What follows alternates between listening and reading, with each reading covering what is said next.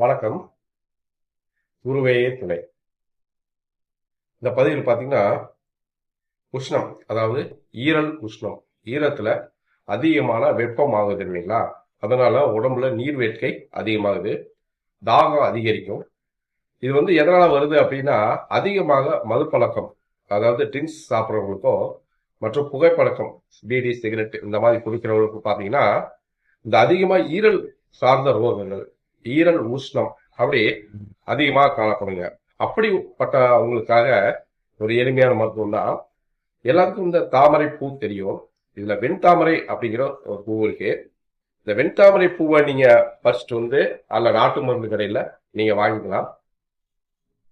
இது நம்ம ஒரு மருந்துக்காக நம்ம ரெடி பண்ணி வச்சிருக்கோம். இந்த வெண்தாமரை பூ பச்சையாவோ கிடைச்சாலோ அது ஒரு நல்ல கஷாயம் மாதிரி வச்சு சாப்பிடலாம். அப்படி கிடைக்கல அப்படின்னா நாட்டு மருந்து கடையில் இதோட இதழ்கள் அப்படியே விற்பனைக்கு இருக்குதுங்க.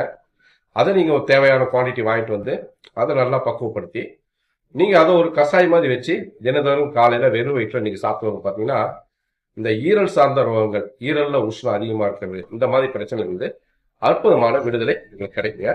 நன்றி, வணக்கம்.